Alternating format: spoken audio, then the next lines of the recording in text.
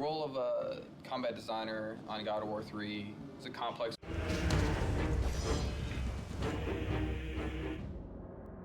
When we're starting to do an environment, we'll receive a concept from our concept artist. And they do this elaborate, crazy drawing that looks really cool. And then from that, design already has their design laid out. It's basically like a sheet. You just a bunch of blocks and boxes that gameplay's already in there, it already works. From there, we go over it and we start building our level with it. You know, we layer on geometry, the hills, mountains, whatever's gonna be in there, and incorporate all that into the sheet so it all plays together nice and make it look pretty. Every corner in the game is pretty much unique. It's handcrafted, and that's the difference. You look at other games, it's an assembly line, it's mass produced. They'll build a crate, and then you'll see that exact crate hundreds of times throughout the game. You don't get that in God of War. Good people here. Everybody's really talented, super talented, but nobody has an ego or anything like that, so it's great. Well. What's gratifying for me is coming in every day and actually liking the job that I'm doing. You know, I bore my girlfriend with, how I'm gonna, make this sweet piece of metal like even sweeter. I enjoy talking about it, she hates it. Biggest challenge is getting it done on time. You lose sense of what starts to look into you, and you actually need other people's eyes to tell that. And I think working with a team of guys that are always open to giving you advice and telling you, hey, this looks great, or hey, maybe this could be worked on a little bit, really makes the art come out to look a lot better. I'm going to show you an example of how we do collision. So here's the basic level that we're working on right now, and then we have the stuff we call sheet, which is the real basic collision stuff that Kratos walks and runs on. So this is actually built by a designer. This gives us the basic places where he needs to run and defines kind of the gameplay spaces. And then we build our art over that. So what we then have to do at a later point in development is go in and make sure there's a cylinder around here and there's a cylinder around here, and that we make sure that we put in little divots into this collision so that he doesn't get stuck on things or walk through things. And then here, you can see where he is walking, there is collision. But if you look carefully right now, because the sheet isn't actually finished, his feet move through little places in the ground and things like that. And because there's wall, we have collision right there, he can't go through this wall, but we don't actually have any collision on this pillar, so he's gonna go weep and walk right through. So eventually that's what we'll have to do, is make sure that all that stuff is in there and that he can't walk through these pillars. And that's what collision is. This is a concept by Cecil Kim, and it's the exterior of the top of Mount Olympus with the Zeus statue there. And that's where you're going to be fighting Zeus. And this is another piece that I asked Cecil to do for me, and it's a top-down of the ground. That's when concept art really comes in handy, because we have to do so much ground that Kratos is transitioning over that it's really nice to get some fresh ideas. And I'll take his drawing here and then start fleshing it out and coming up with crazy marble and gold. And he had this cool feather idea. You get dirt and stuff picking in between the feathers, adding, I guess, an extra layer of filth to the world. You build it clean first, and then I'm going to go in here and destroy it and make it look like a fresh battle has happened in it.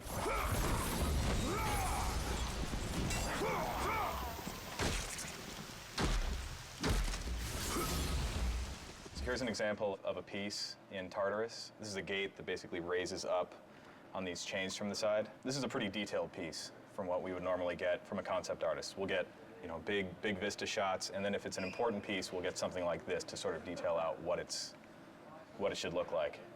So this is what I'll get. My first step after that is to figure out these shapes in 3D.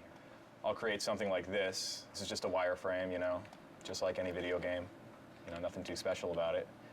We bring this into a high poly modeling program to really add a lot of the detail and the grit and the texture. This works a lot like real clay. You can see how I can just sort of work over it and obviously not be that sloppy, but that allows me to get all this detailing and stuff in. Once we get it to that point, we end up getting all that high poly detail as a texture. And you can't really see it too well on here, but I brought it up on this screen. You can see how a lot of that high detail gets transferred on there. That's really kind of one of the big cornerstones of all this next-gen stuff.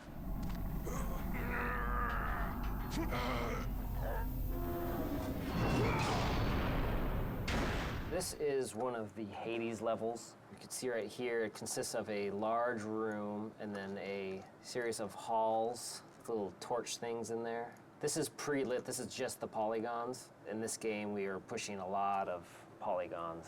The environments are, at least this one is probably twice the size of a God of War 2 level in terms of polygons and probably 4 times larger than textures. If you look at the screen here, this is the level after it's been initially lit. You see we have a nice bloom going on now, which we just got.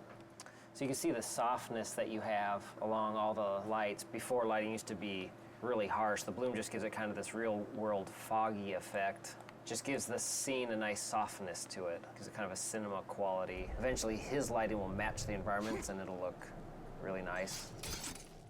What I've been working on lately is building the environment for a movie trailer. So it's been a little different than building a regular environment. I've imported the camera and I scrub through what the camera's going to see and I just make sure my environment fills in all the gaps. This is the base layer of what will ultimately be a pretty dense forest. This is constantly what I do. I'll just scrub through the animation, see where the camera goes, make sure I have enough detail in certain areas. If I don't have enough detail or if you see obvious seams, I'll either cover those up or I'll consider how fast the camera's actually flying through this and will it all be blurred out anyway and I won't worry about it. This scene is a little more detailed than a regular environment would be just because it is a rendered movie. So that's the end of this camera and then it continues on.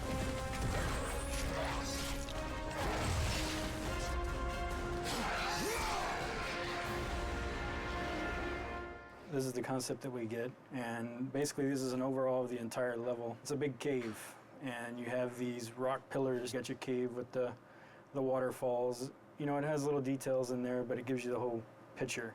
You get your rocks, the greenery, the waterfalls, and then the architectural bridges. This is basically the sheet that we get from the designers, and that's the basic layout that we start with. And from there we start building the actual rock and geometry on top of the sheet. You have gameplay that you can go along with as you're building your levels to see exactly where the camera views are going to be and what you need to build out. Here's an example of where I start. I have all these rocks. This is going to be a whole rock level. You have a massive level on scale compared to any of the other ones we did in God of War 1 and God of War 2.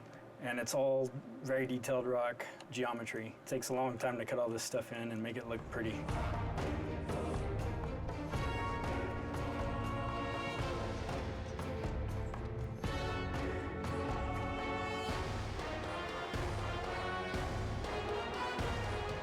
Here we have the original concept art that was for the grate that I designed and modeled in 3D. So here in ZBrush, obviously, I added some rope detail. Whether it was a rope or not in the concept, it looked I tried to get as close as possible, so I just assumed it would be a rope. So that's what I did here, and obviously we have some of the nails going inside. This is what it came out to be. We knew we wanted a different color than what we had in the original concept, so you notice the color is a little different. We could actually bring it up to the PS3, and we can take a view of what it would look like at game. So back here is like the original model, and then here is the detailed version of that.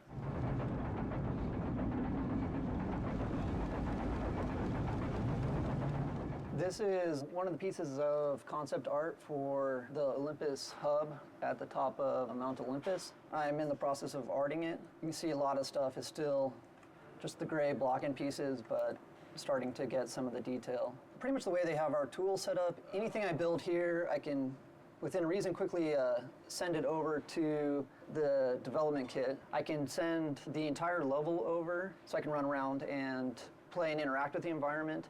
I can also take chunks of the environment, send them over just so I can kind of view a specific section that I'm working on. Still a lot of the gray areas I need to go in and fill in the details.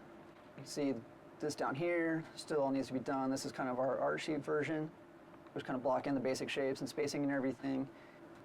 These things we put in our level, they're scale versions of Kratos that we use just to make sure we're keeping our scale correct when we're building the stuff so details don't get too out of whack.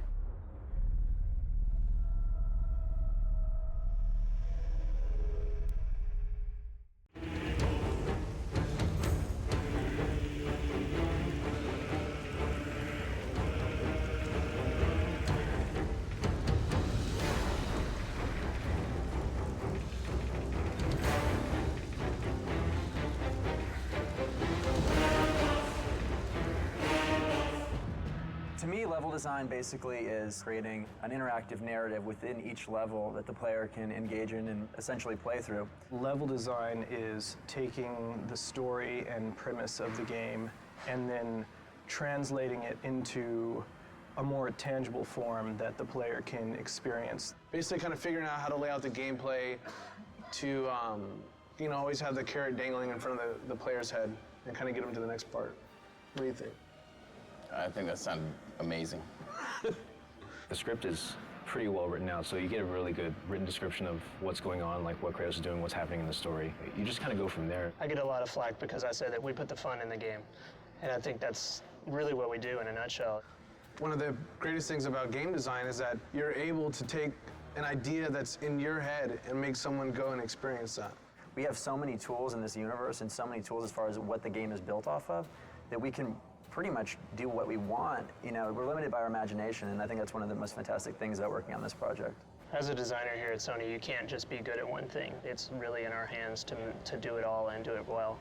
We often try to integrate the puzzles into the exploration of the level and with the combat.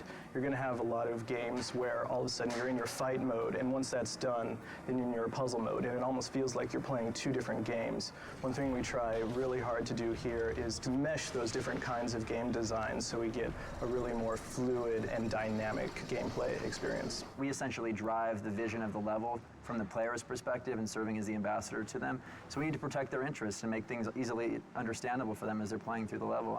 Do you agree? It's a constant push-pull as well with the designers and the artists, because the artist may want to put something that's visually more interesting in, but it could also impact the play space in a negative way.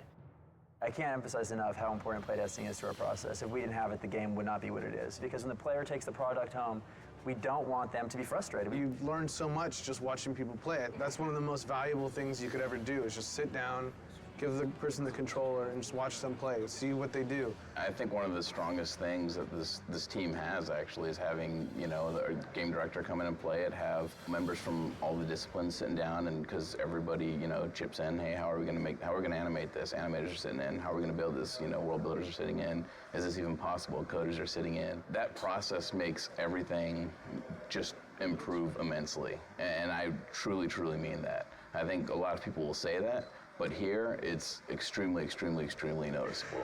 And this is some ideas that I had for a grapple section where basically Kratos would grapple onto a broken column, and that would cause it to fall over, and he would be rolling down the hill with it and climbing up.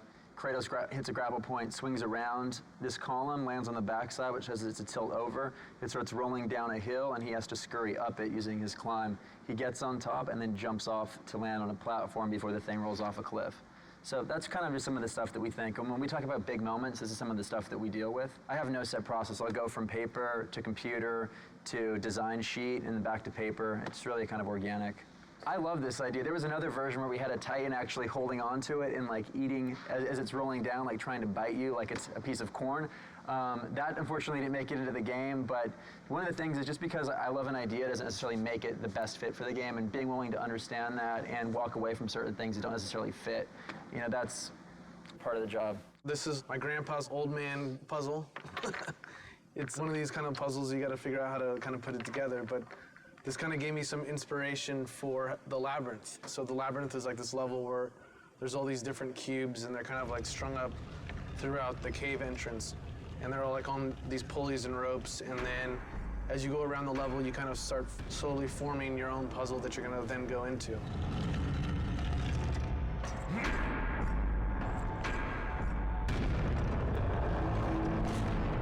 We came up with this idea for Gaia coming up to this rotunda where, Zeus and Kratos are kind of having their last epic fight. And the player's thinking, it's, mano a mano, they're just going to be battling, and then Gaia kind of comes into the picture and then ends up actually like physically ripping the whole building up and then like looking at it, and then you guys start fighting inside of it. She comes up and then like rips it off, and then she, comes up and crushes it and takes it apart. At the end, you guys are like fighting inside of her, and you end up killing her, and then she kind of blows up and crumbles all over Mount Olympus. For me, it's always like so amazing to be able to imagine this whole kind of crazy scenario, this whole world in your head, and then you're actually able to make it.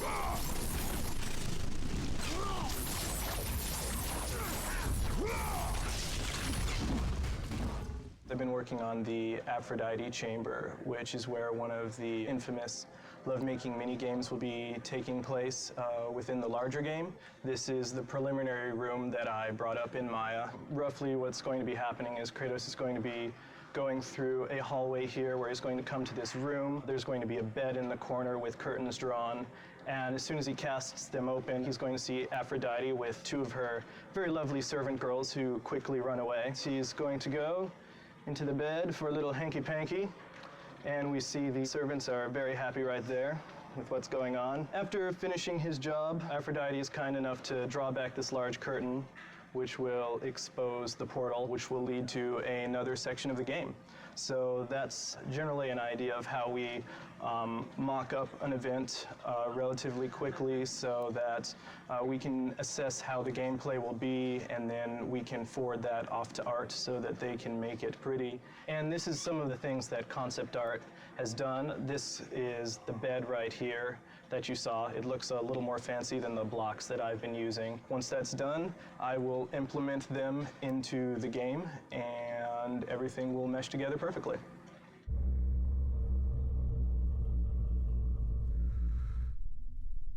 Be gone, Kratos.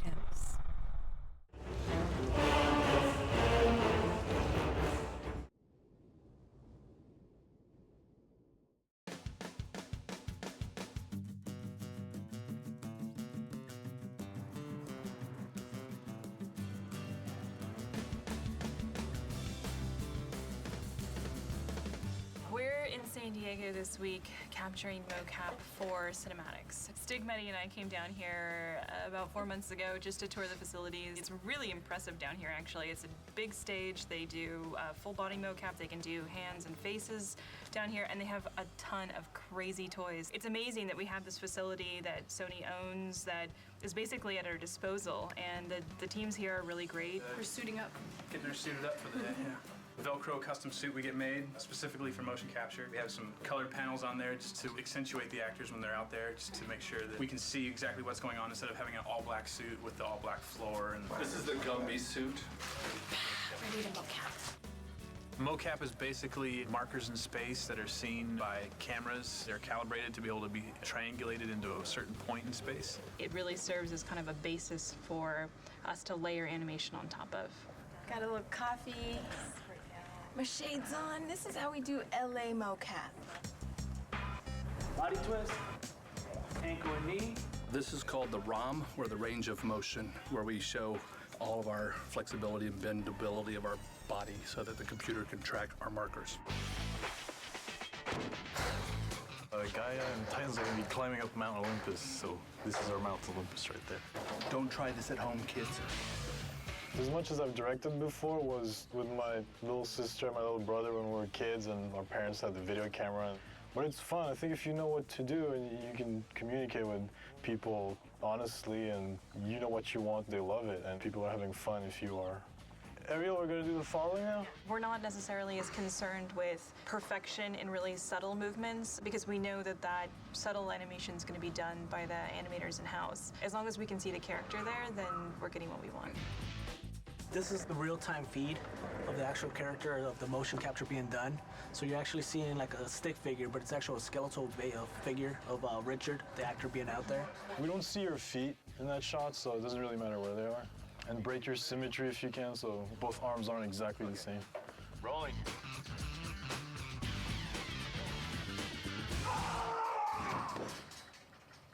All right, thank you. That was good. Yeah, what you're actually seeing here is the mocap actor actually driving the Gaia character in real time. So, Tear it down? It's definitely amazing technology.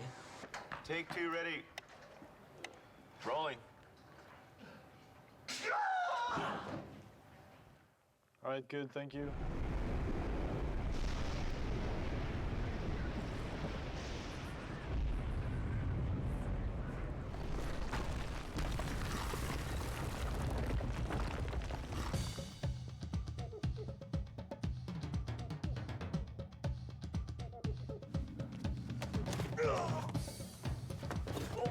Eddie is doing well. He's been a great director. Definitely knows the shot he wants, and he gets it. We sit at a desk all day, and I also like to move around. I think as a director, you should be able, to a certain degree, to do what your actors are doing. So you know what you're asking of them. You can show them if you have to, and I don't know, you get closer to their performance. Don't ever put that in the making of video. This is actually a first for me to do motion capture on a bed with pillows. We are working on the sex minigame. The sex minigame with Aphrodite. So we'll have two of the girls today just doing both the parts of the servant girls and Aphrodite, which we have blocked out. So should be an interesting afternoon. If we have time tomorrow afternoon, maybe we'll put Mehdi in a suit because there are some things I'm sure. If I'm gonna do that, I'd rather do it now to do the sex minigame with Ava and Michelle. Well, I'm not directing it if you get in a suit, that's all I gotta say. I'll direct from the bed. Yeah. I'll be Aphrodite, I'll be like, you touch me here, you put your leg there, yes. Let's do take 55. Ava? All right, let's do take 1. Kratos, it's been far too long. Even though you are no longer the god of war, you can still share my bed. Come, Kratos. Let us forget all about Zeus for a while. You know I cannot. Ah, is that what has you all worked up? You are trying to figure out that bridge contraption out there. Please do not deny me this one last pleasure. That was great. Cut.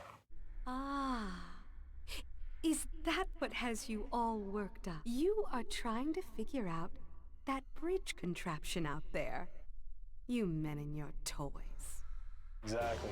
That's good. I think for casting for this, Mehdi found people who were good with their body in terms of motion. We picked actors that had to be comfortable with a little bit of stunt work and a little bit of naughty work.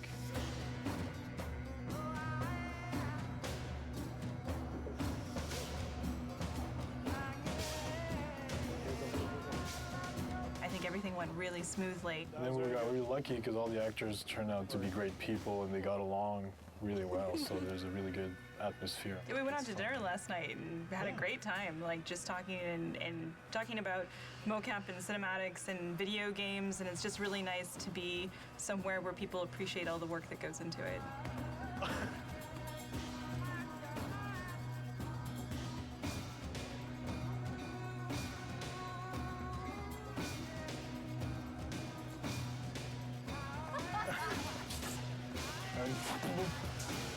Exactly.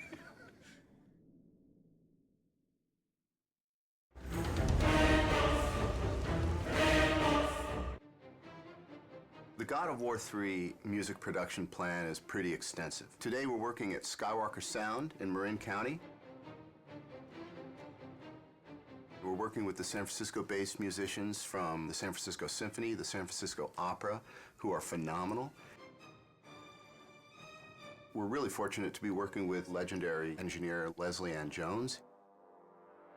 Tim Davies has orchestrated everything, and he's conducting from the podium. That's pretty sweet. He really knows the music, and he really puts his all into interpreting what the composers are after. Really pointed. Give me that nice pop on the end of each group. Here it is.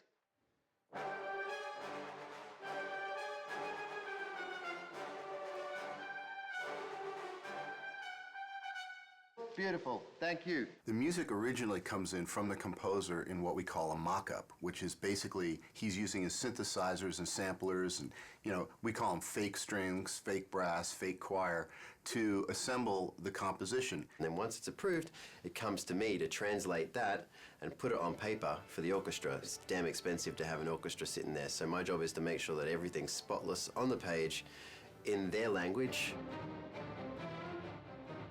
When dealing with an orchestra as a conductor, I think 75% of it is your rapport and how you can interact with the musicians, getting them to do what you want in a highly stressful situation, making it lighthearted enough that no one freaks out, but you got to keep it moving. Give me everything you've got on those crescendos at the end of each phrase.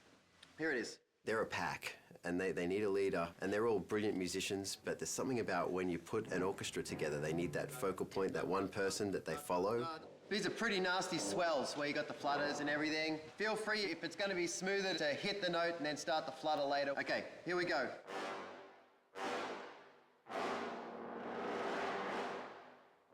They can smell when you walk into the room if you can do it and if they're going to go with you. I've been lucky that, they like me, and I've been here a lot to the ranch to conduct. And, it works really well, and they're a great orchestra.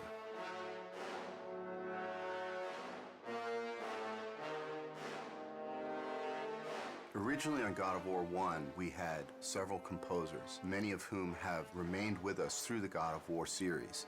And the reason for this is not because one composer wouldn't necessarily be able to compose the whole score.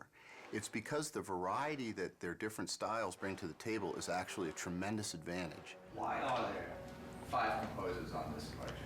Well, that's a question for somebody else who did the hiring, because I'm sure that any one of us would be quite happy to bump the other ones off and do it all by ourselves. And a different alternate to that answer is the reason being is because each one of us actually have a very strong voice in how we write and approach music. But generally speaking, we don't clash in styles, and therefore what ends up happening is a happy salad of the different styles that we all bring to the game, but essentially we actually work very well together as a team. Sitting with Stig and sitting with the whole Sony crew who have they have this thing in their minds called God of War. It's an entire world. It goes beyond just characters. It's a whole, they know how they want everybody, they want the players to feel. I think what ties my music and your music and everybody else's music in is the fact that the great people at Sony, from Stig and down, is they know when it's wrong and they know when it's right. And even though we haven't heard each other's music, it ties together amazingly just because it's run through this filter, and the filter is God of War. Right. One of the great things about scoring for video games as opposed to film is that there's a tremendous amount of freedom. I'm not constrained whatsoever by any convention at all, because I think a video game is not a film. And since we're not restrained by anything that's happening at any particular point in time, it's quite a free world to actually envision what you want to write and see it through to the end. The music actually is not only on a par with film, but in some ways surpasses most films. There's almost a requirement, certainly an expectation, that there be experimentation and innovation in video games, that the music is somehow striving to do something new and something really fresh and powerful, which isn't always the case in film. When it comes to raw power, I mean, this actually goes to another level than most films. Oh, yeah. Yeah, we have to write music that must exist and take care of the atmosphere that you're in and add to the intensity of the battles that you're in. It's kind of carte blanche. We get to write these amazing sounding scores and have it backed by 40-plus piece string section, 20-plus piece brass sections. The sky's the limit. We use a oversized brass section, so it's double the size of a normal standard orchestral brass section, just to give us this massive power and this huge low end. Guys that play low instruments, all they want to do is play low, and so we give them that opportunity. You get to unleash and not hold back, because the game never holds back, never. I talked to the orchestra and I said, if you have any moment that you have all of a sudden a feeling of lyrical beauty coming your way, ignore that completely and just go for the brutal, brutish, aggressive mentality of this score, and you'll never go wrong. That's hugely fun. Yeah. And it's so much more fun to write bad music than to write, good music. This is one of those games that actually lets you go all the way to the end of how big could it be, how nasty could it be. And it's great to do that. Of course, at the end of it, you just want to do a romantic comedy with some clarinets and...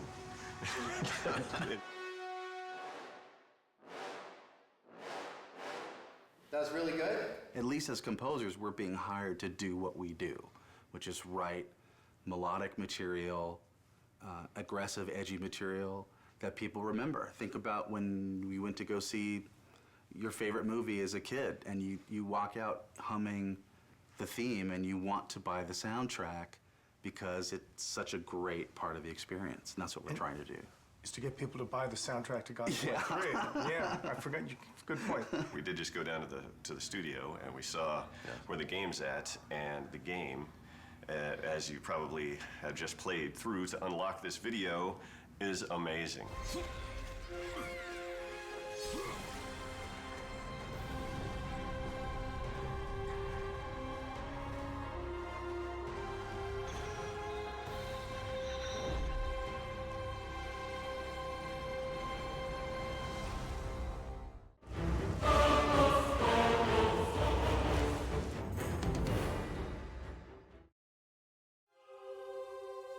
I love brainstorming. That's one of the best things about games. Right from the beginning, it's just a creative process. Yeah, it's fun. What happened to the original concept art for Poseidon? No, the concept art for a Titan, a water Titan. Can we bring it up on here? Yeah, that's fucking sweet. That's really fucking cool. He's even got the tentacles.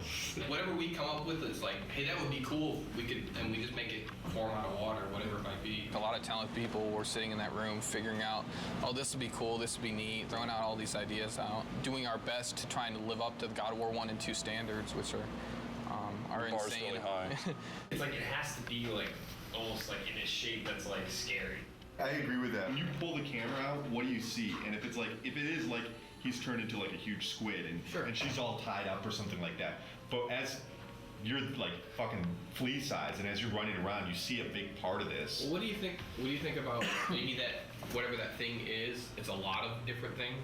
It's everybody, you know, it's not just one person that comes to the table and has, okay, here's the perfect idea. It's everybody rifting together. Just like the idea that Poseidon swells up with water and just becomes semi-translucent and you can see all of his veins and stuff. And so that way you're actually hitting flesh. Going off of sort of like Will's idea and a combination of the things that we talked about is his skin is basically like a jellyfish. On the inside of his body, he has all the bones. He has actually a bone structure. That way we have a creature that, you know, looks like it has some meat to it, made out of the ocean. So I think like going off of what you were talking about, where it's like maybe you've got like reef and seaweed and stuff like that, we could probably make it look like water's running through that stuff. I would hope that we at least all kind of get on the same page. At the end of the day today, it's like, yeah, this is kind of somewhat direction we're going to go. Maybe it starts off and a wave crashes up, and after you see like this far shot or something of a wave kind of overtaking Kratos and Gaia on the side of the mountain or something like that, you're freaking out. I was like, you're probably freaking out right now because of the cinematics. And then afterwards, guys, like, something's fucked up right now, I can't move. And then Kratos has to go out and find out what that thing is, and he runs into this one thing. It's like, what the fuck is this thing? And it's obviously connected to something else. And then he finds the other thing later on. And at the end, there's this big reveal, and it's like, blah, and this is what this whole thing was that you were fighting it the whole time. I think that's cool pacing, because there's always a question in the player's head while they're proceeding. It's like, I don't know what the fuck this thing is. When they first approached me to work on Poseidon, they told me it's going to be the very first big boss fight. Poseidon, if you remember from God of War 2, he looks more like just like a human god form, but in this game, he jumps down from Olympus into the ocean, and then he emerges out as a big water creature. This is my first sketch I did for Poseidon after doing a bunch of research on exactly what Poseidon is, the god of the ocean, the god of horses. So I thought to incorporate this design of a creature, of him being made of water and the actual waves kind of looking like horses. And then this is another one along the same veins, having a lot of horses, so just kind of going wacky. Another sketch I did was this one where I incorporated multiple Poseidon's heads throughout the design, showing that he's in control of this water tentacle.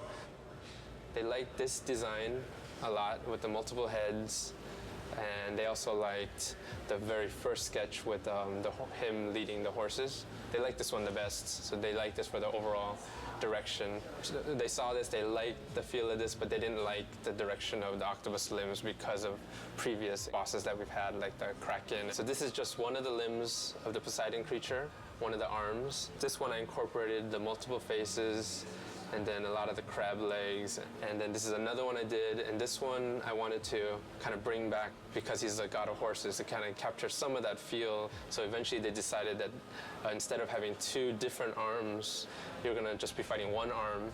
And they also like the idea of the horse. This is the final, the very end. You're gonna be opening up his chest and revealing like this membrane, jellyfish kind of membrane, where you stab and eventually kill one of his limbs. It's later going to be revealed to you that the whole time you've been only fighting one of his limbs right here. It's going to be a really cool, big moment in the game. Turnarounds are looking pretty nice. Today I'm going to be having an art review.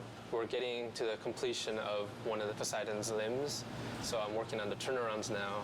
Get the animators up here and make sure that those limbs, the front limbs, are not too long for him. Like, he'd have to raise it up so high. To get you right below, he'd have to be, like, basically have his arms way up like this and be going down like that, and that's probably going to look a little silly.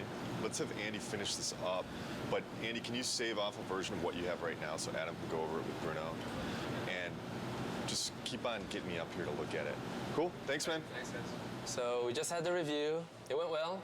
They liked the direction, and I think a lot of it because before this is the view they've always seen, but they've never seen the front view. So for them to be able to see the front view and to see how the shape, the silhouette actually makes a trident shape, they really like that idea. I just have to finish this up. I'll probably finish it up today, and it'll be given to the modelers from there.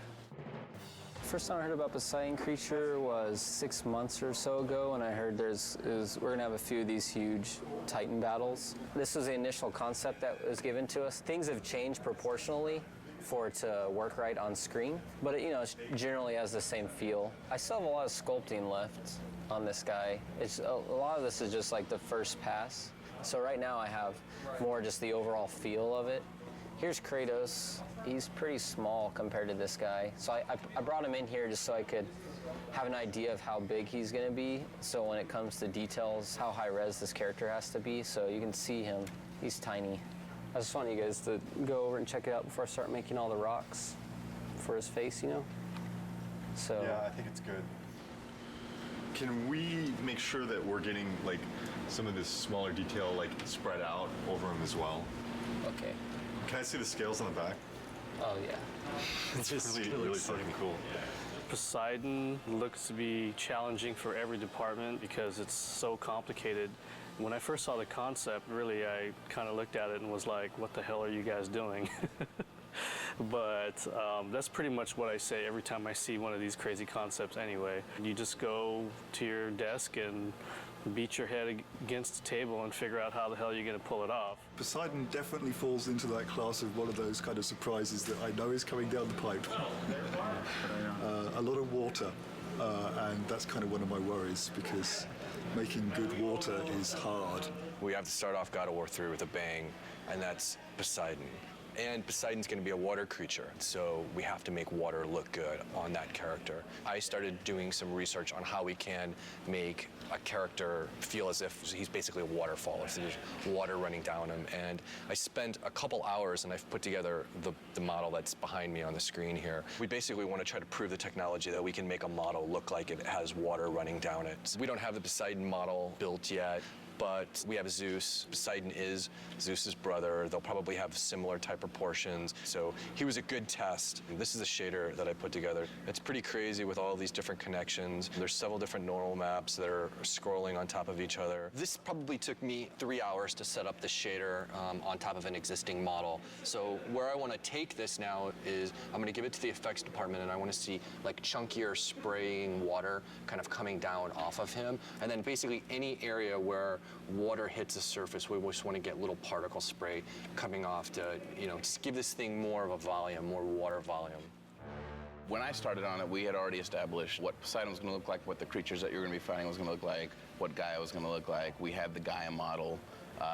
The Poseidon creature model was still in the process of being built. One of the quick things that's very surprising to the player, I guess, will be that right there is how big Kratos is. And that's Gaia. And this will be the initial fight combat tutorial. At that point, Gaia will change her animation and she'll start climbing on the mountain differently to allow the player to be able to walk down her arm. And and the Poseidon intro will happen. The player will continue along after that. She'll be in a different pose. He'll walk over here, he'll do just a little jump, come down here, fight some more enemies, and then he'll walk up to here, and this is where the Poseidon horse creature encounter happens. So this is the first thing the player will see when he loads up the game. We're trying to frame her hand and show that she's climbing up Mount Olympus, which is just roughed out right here. And then we also want to find a way of getting her head in the shot and having her head bob around and sway. After the player works his way down Gaia, this will be the first big encounter that he experiences. The Poseidon creature will burst out, knock Gaia's hand back. He'll have to fight it. We're concerned with the player experiencing this new creature that he has no clue as to what it is. And the first thing he's doing is fighting it in a way that he doesn't feel comfortable. This is the first Poseidon creature encounter, and this right here is the first CS move kill for it, where he snaps its jaw. And at this point, the creature pulls away through Gaia's arm. Kratos attaches to him, and then as the creature's falling, he jumps off. He'll transition onto Mount Olympus. The Poseidon encounter is very much like you're riding the Colossus from God of War 2, and you're fighting the Hydras on top of the Colossus. It's kind of incorporating all of those elements that worked really well in the previous God of Wars, but also raising the bar because it's even more epic than could ever withstand before. This is what I was delivered, the thing you encounter within 5 minutes of starting the game. This is essentially a rough version of the model. It's a pretty good start. It's got all the features like this stretchy tail, which is pretty cool. Even has stretchy neck, which lets me do some crazy stuff with it. Since this creature is supposed to be made essentially out of water, he needs to be fluid and flexible. Then he's got this trident section back here. He uses that to maybe discharge lightning at the player or, do something very Poseidon-esque. This is the scene with Gaia and the tentacle creature and Kratos. And you may ask, where is Kratos? Well, he's in here somewhere. He's this little tiny dude right here. There's Kratos. I see him. So you can imagine trying to get the camera in here in the right place is kind of a challenging task. Plus, the floor is Gaia, and Gaia's moving around, so adds a lot of complexity just to the elements of trying to get everybody lined up. You encounter this beast multiple times, so you fight him first and you wound him and he retracts away and escapes, and then you come back and then he's on another point in Gaia. And then finally you realize that wasn't even the monster, that was just a small piece of the monster. And you get up to Gaia's head, and that's where you encounter the full force of Poseidon. This is the actual Poseidon creature. This is Gaia's head here you're standing on. This thing has 10 arms and legs, kind of, and then it's got 3 prongs on its back. It's also got well over 20 controls just in its spine. There's a lot of stuff going on. He's busy, but that was my first initial impression, was there's a lot going on with Poseidon. The more I think about him, the more epic and grand. Why not? I mean, that's kind of like a God of War boss will be, especially when you're dealing with pieces of him as you go through, and then when you come to the very end, being able to see the full glory of him and just realizing, wow, that's just a little piece of him here, and that's just a little piece of him here, and getting to the end and going, wow, he's huge. And that should be pretty epic, being little Kratos on Gaia, a Titan, versus Poseidon, a god, and they're both huge, and you're just this little guy in the middle of it that's really going to change or determine who's going to win that outcome. Michael and I have been working on the Poseidon boss battle for a couple months now, and we've been working through the progression for the whole fight, working with Justin as well on the level design side. We're trying to get the whole layout so we have a bare bones skeleton of how things progress. It goes back and forth to have an interesting pace to the beginning of the game. We're in the first encounter of the Poseidon boss fight. We've already seen the creature come out. Poseidon boss battle is definitely something we haven't done before. There is concern, but I wouldn't be happy if we weren't concerned. There's no challenge there. And what we want to do is make something that really surprises people and really gets people excited about the game. This is the initial CS move, the first CS move you do in God of War 3. Kratos is going to wrap his chains around the bottom jaw of the Poseidon creature and then eventually rip the jaw off completely. It's better than over here, which was the initial placement. Boob Valley. When you're a little short, but when you're down here, it's kind of distracting. Initially, we had Encounter 2. The creature was coming directly out of the center of Gaia, and you see two gigantic mountains and the creature right in the middle of Boop Valley. Everybody giggles when they saw that. So that wasn't what we were going for. Not at this portion of the game. We're not looking for laughs. We have the creature now coming out of Gaia's neck, and Michael came up with the idea of one of the trident pieces on the back of the creature is actually piercing through her jaw and coming out of her mouth. So she really looks like she's in peril and she's getting destroyed by this creature. From the get-go, I came up with the idea of doing the first-person kill and giving a new perspective on Kratos' kill sequences, and Michael took the idea and ran with it. When you defeat Poseidon as his horrible watery self, you corner him down here in his humanoid form, and that's when you have to kill him off. Immediately, everybody was just like sold once they saw it in game. Yeah.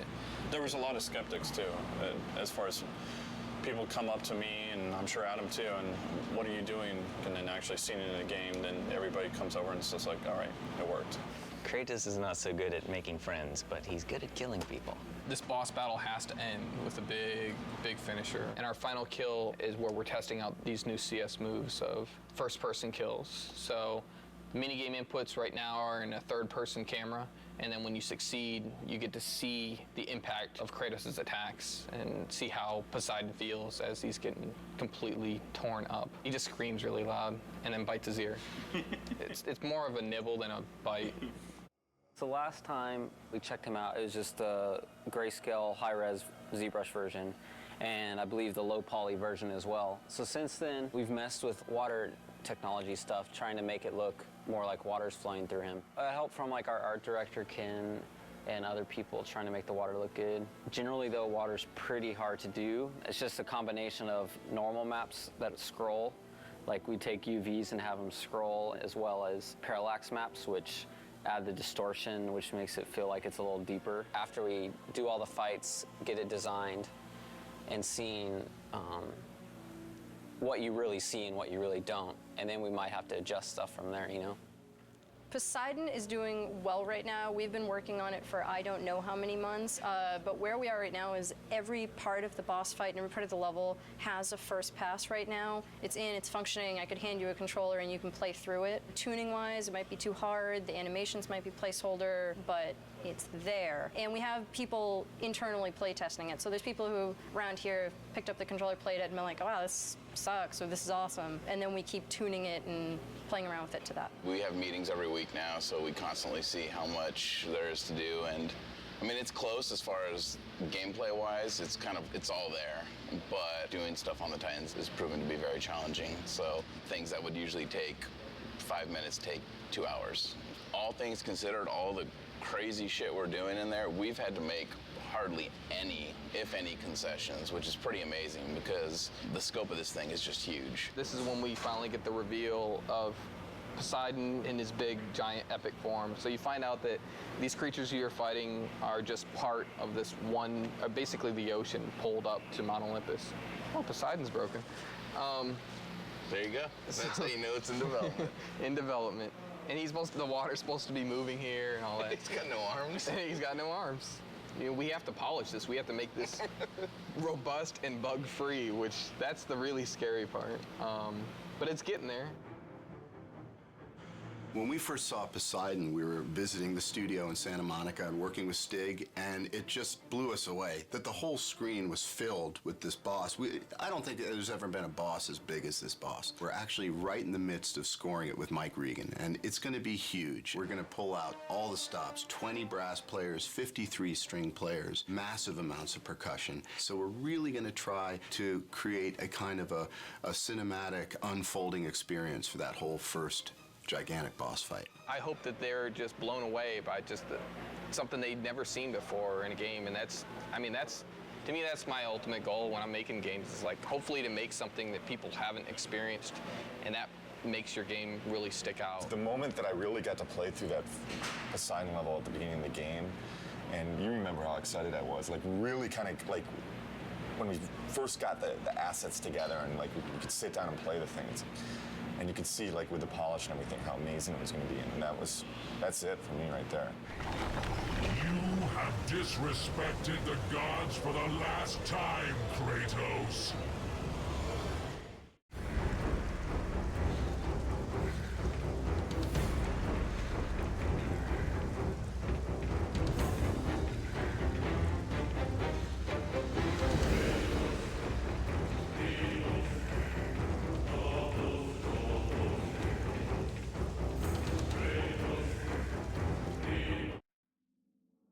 programmer's role in the game is to help make everything a reality.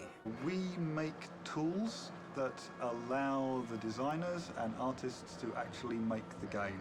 If the designers want to do something or the artists want to do something, if they're smart, they'll consult us and ask, can we do this? And often we'll say no, and then they'll say we want to do it, and then we'll have to do it. You give it to them, they give it to you, say what's wrong, then you give it back to them a little bit different, and then they say no, no, no. Designers are pretty modest in their requirements. Designers are artists. They want the world. The biggest challenge we face for this round of the game is content.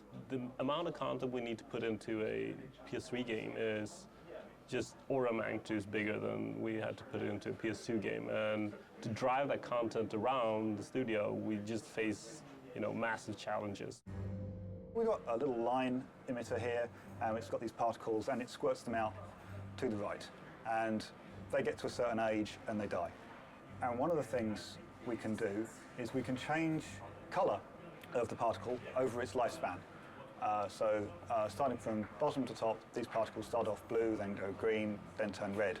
Now, if I was an artist, I'd make them go like orange to black to whatever to express the effect that they want to. For me, I'm a programmer, so the nice, simple programmer graphics, nice, bright, solid, simple colours so that I can see when things go wrong. If I run this within Maya, then it runs the tool code that I wrote, which is this stuff, to display on the dev kit. And hopefully, so you can see, they're never going to create anything quite like this because this is horrendous programmer stuff, but they'll take this tech and what they'll do is they'll make fire pots or lava that flows. Anything that's best rendered by creating lots of little primitives and moving them all en masse in slightly different ways that aren't just pre-baked. This is the soul tech. These are Hades souls swimming down the river Styx. Right now they're above the river Styx, so I can see them all because the river Styx hasn't been properly watered yet. It was my task here to get them to follow the river along a bendy spline path and then ultimately to attack you.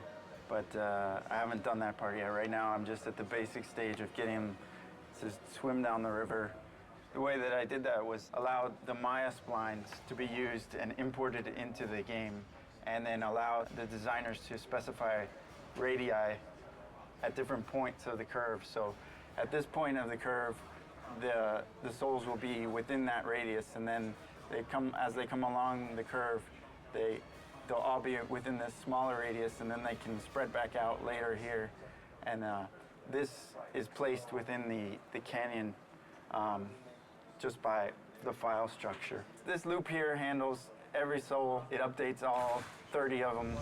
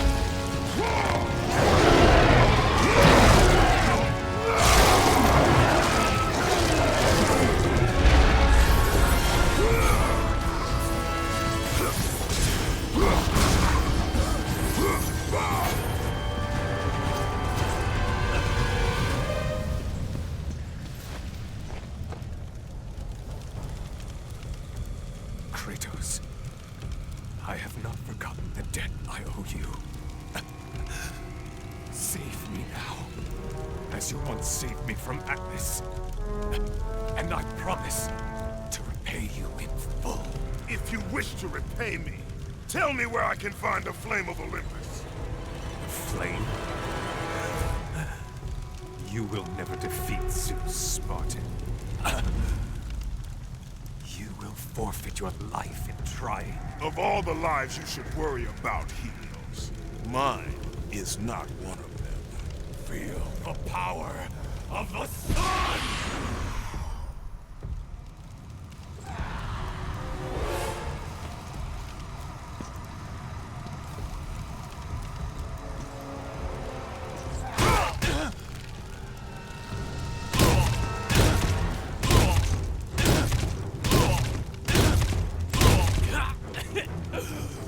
Wait! I can tell you that to destroy Zeus, you must step into the flame to receive its power. You lie, Helios! Hephaestus told me the flame kills all who touch it. And you believe him? That freak has fallen from the graces of Olympus! That is exactly why I believe him. My death will not lead you to Zeus. That is where you are wrong.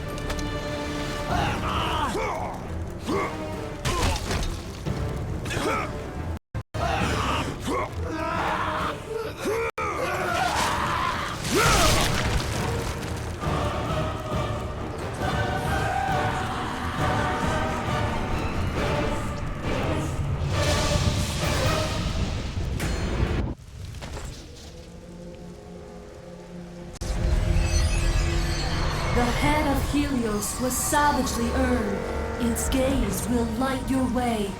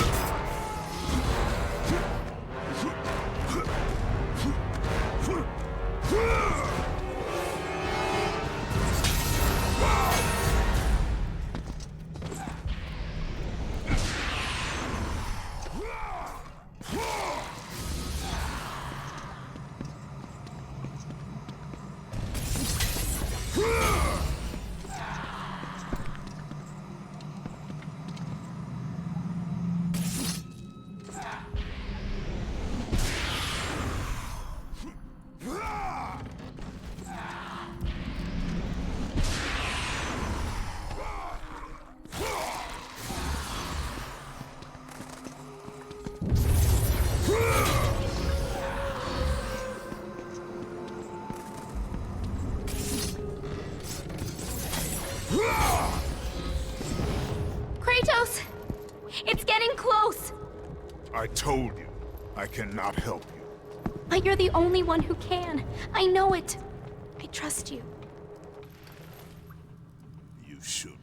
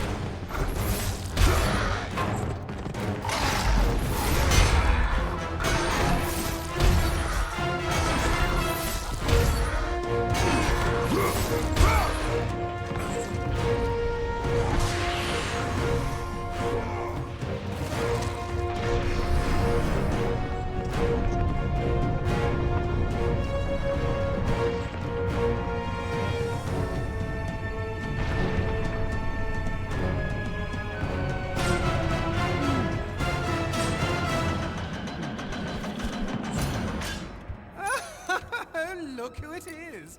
Kratos, the ghost of Sparta, the fallen god, the cursed mortal. To catch a fly from the ass of Zeus is not worth my time, Hermes. A coward's words, Kratos. You don't try to catch me because you know you can't. Kratos, where are you off to today? Kill any family members lately? Oh, that's right. You're off to kill your father, Zeus. Won't happen, can't happen. Kratos is on a fool's errand. Again. Never, never learn. Never, never change. Kratos, the fool who killed his own blood. Kratos, the fool among mortals and gods. Forever, ever cursed. Forever, ever doomed. Consumed by vengeance to his last breath. The Spartan lights the way to dusty death.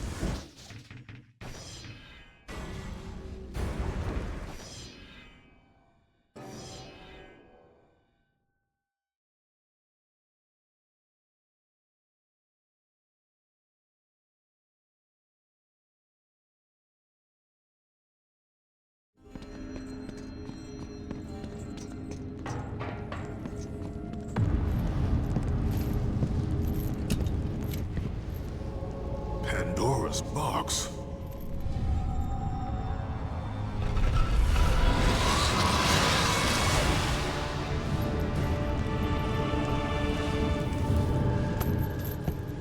What is the meaning of this? Your eyes do not deceive you, Kratos. It is the same box you opened years ago. The power to kill a god still rests inside. I released those powers when I killed Ares. No. Trapped inside that box, there is a stronger power. It has been missing from the world. It all began when Zeus triumphed over the Titans in the Great War.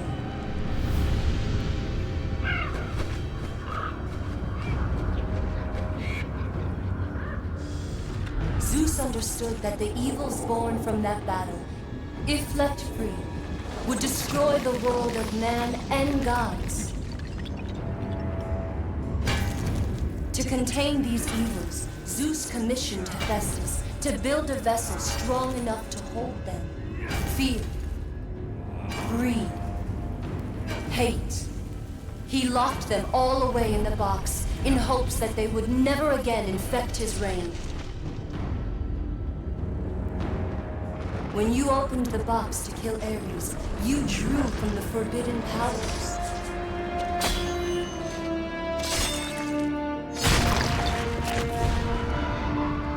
After witnessing your victory, fear gripped Zeus.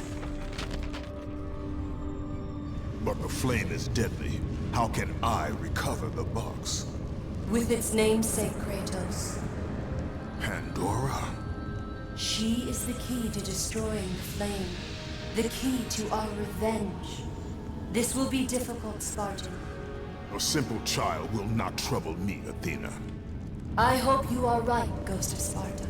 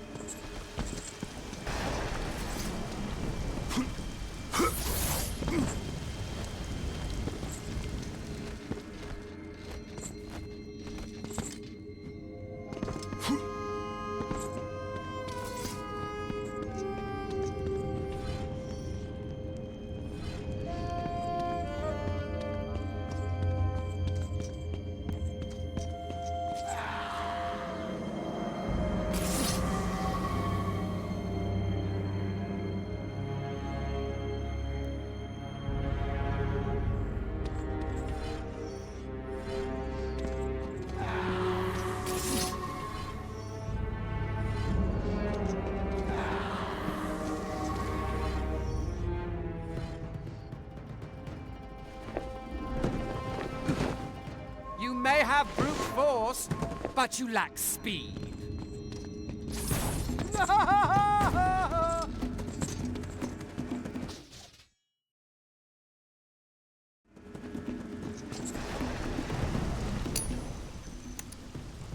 You've been lucky in battle, Spartan. But your luck ends today.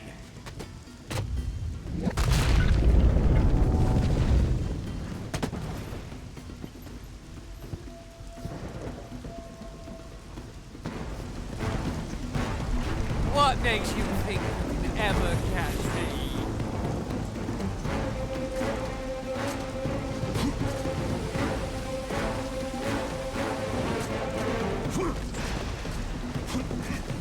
So slow.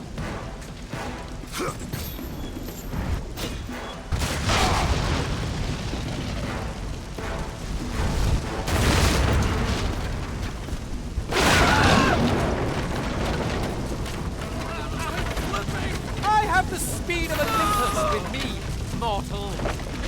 Hold on. No!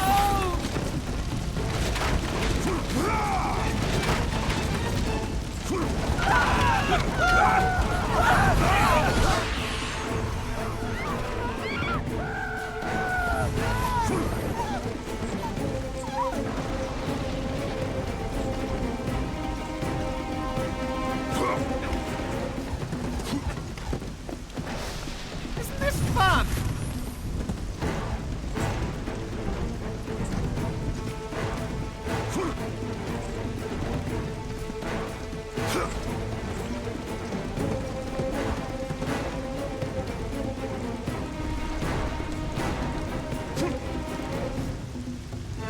Close, Spartan, but you'll have to try harder.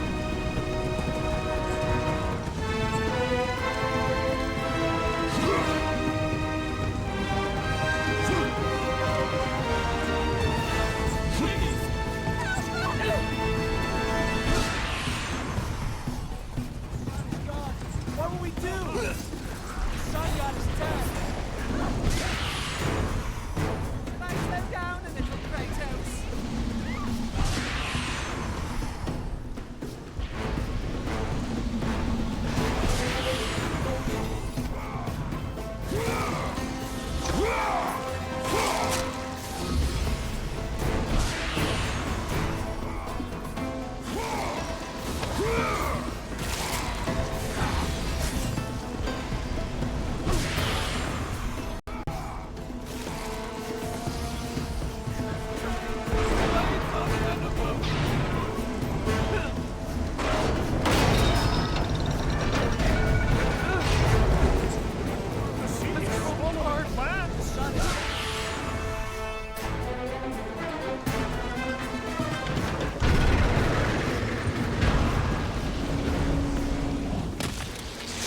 Lazy mortal!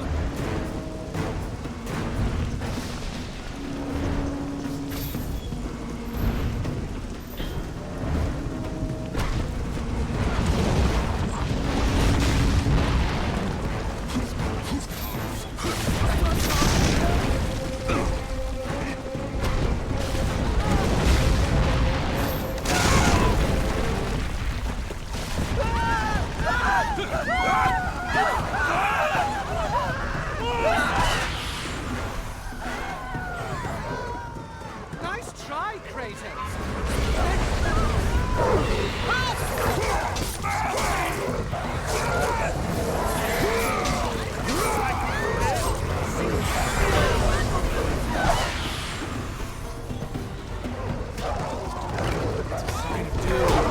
Why did you attack us?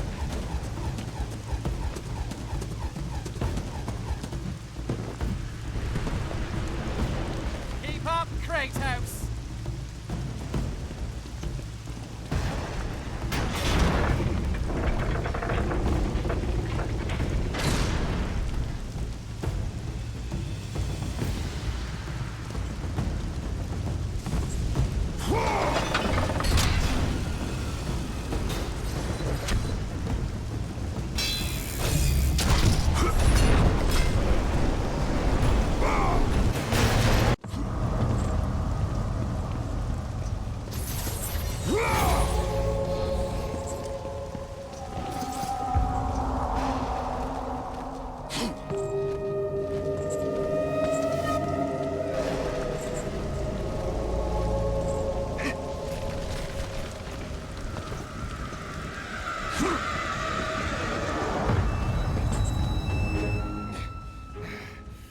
will not be bested by a mortal.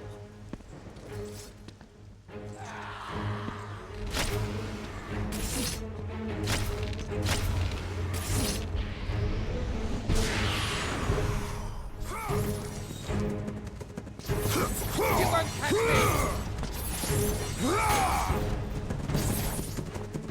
I'm weary of this game, Spartan.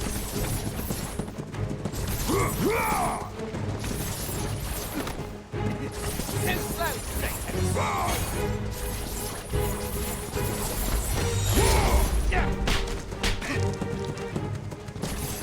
I will always be faster than you.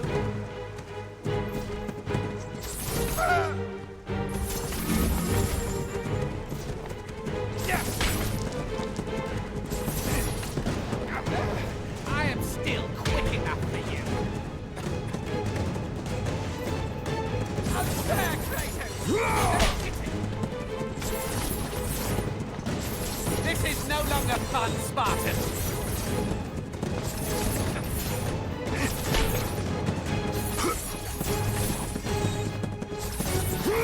Let me catch my...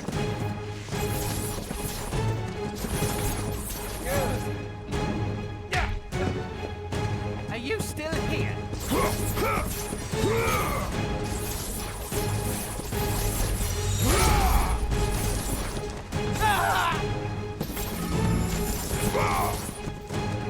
Give up, Kratos. Tired?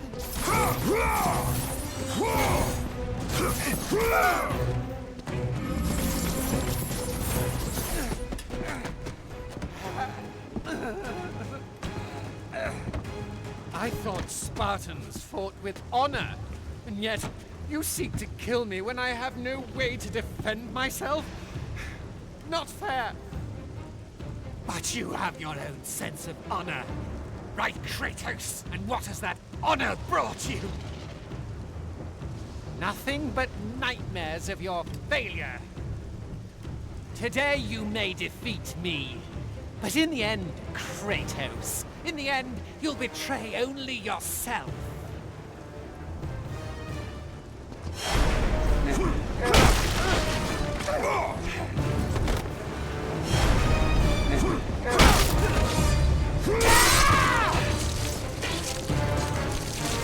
Leave me alone! Go away!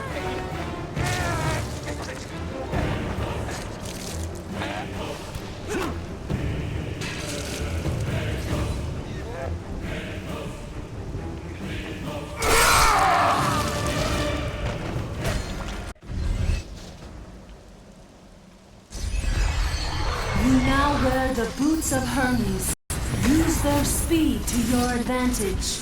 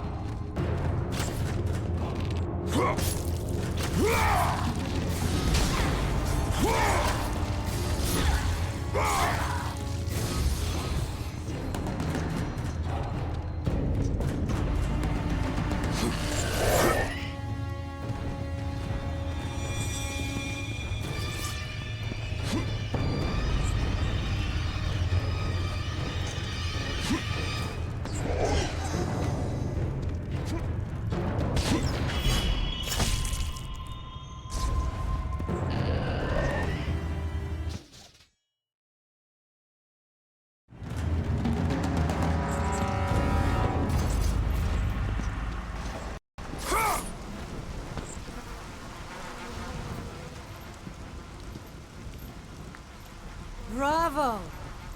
Bravo! Our hero has arrived. Applause for another bastard child of Zeus. Just in time for the final act. Hera. You look terrible, dear. Still wanting to kill my husband, I suppose? You know I seek revenge on Zeus. Can't say that I blame you. Since you killed my son Ares, fear of you consumes him. His fears will not matter when he is dead. I'll drink to that. Hera, I seek the child, Pandora. Pandora? That wretched little thing my son Hephaestus created? Well, we can't have you do that, my dear. Destroy him.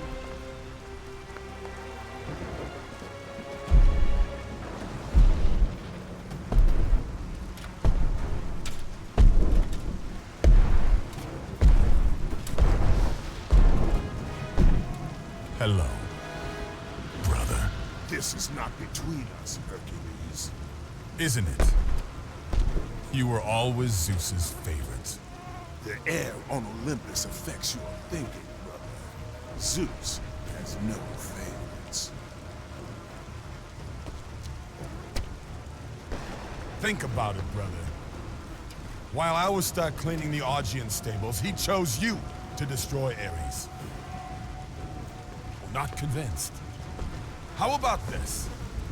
While you were being crowned the god of war, I was sent to find an apple. They called them labors. Ha! Perhaps he did allow me to kill the Nemean lion, but he made your name known amongst the people. A fierce warrior, a killer made hero, a man made a god. But this time, brother, this time I will destroy you. Call it my 13th and final labor. Soon I will become the god of war and claim the throne for myself. You aspire to be an Olympian, yet their reign is ending, Hercules. We'll see about that.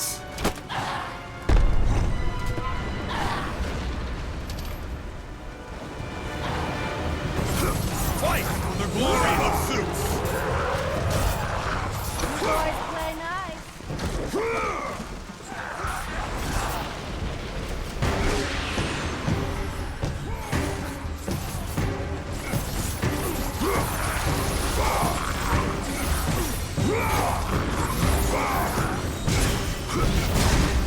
Death to Kratos! Encore!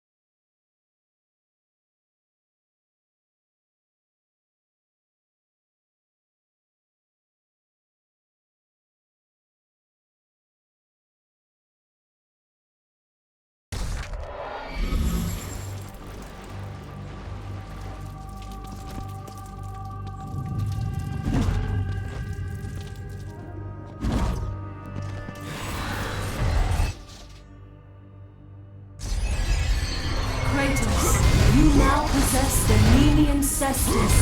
Use their strength to make the very earth tremble.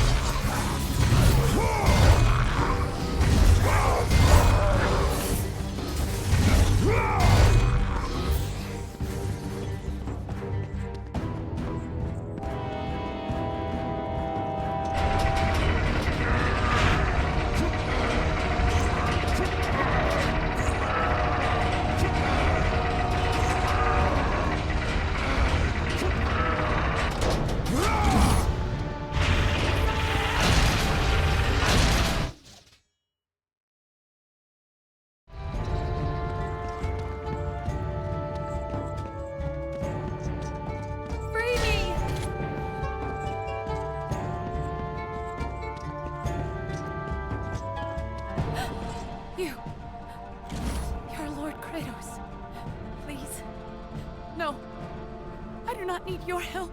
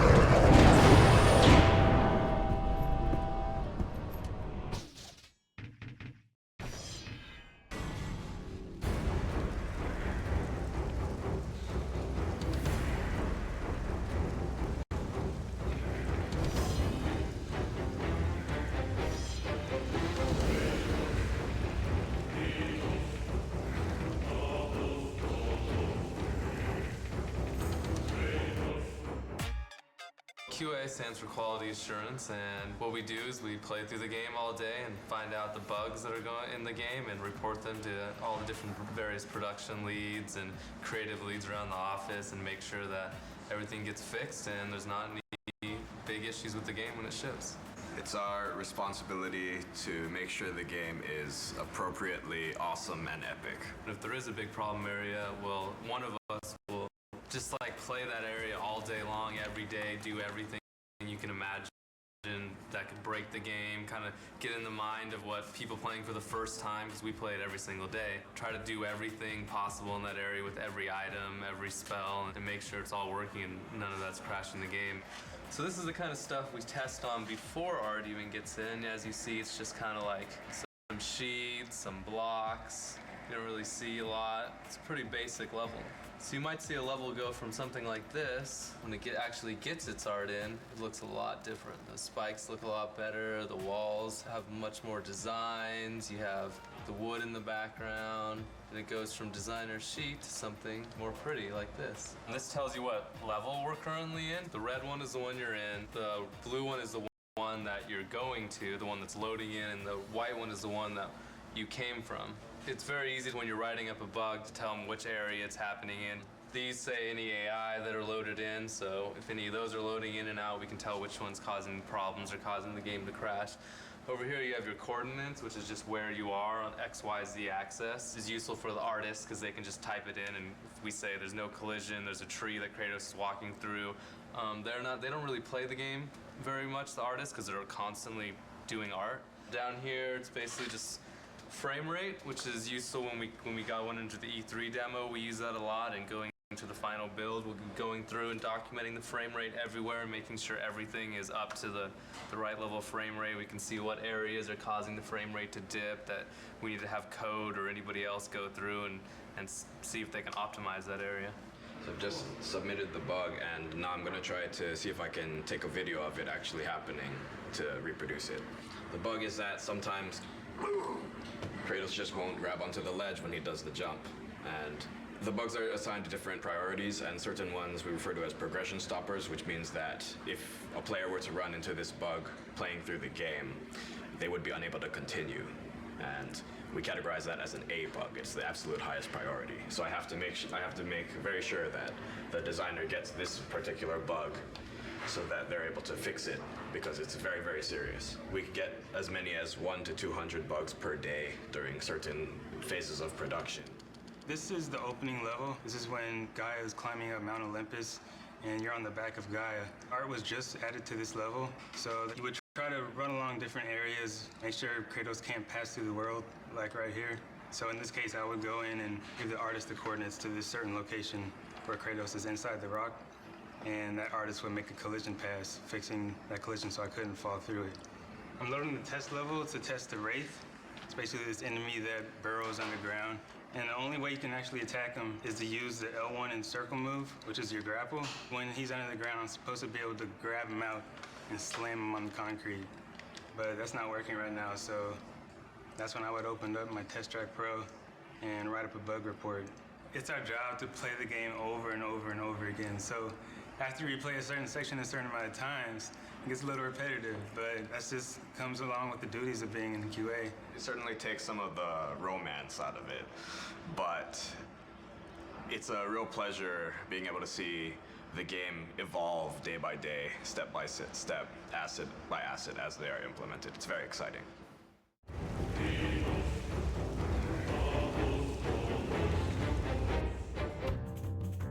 We're not quite artists.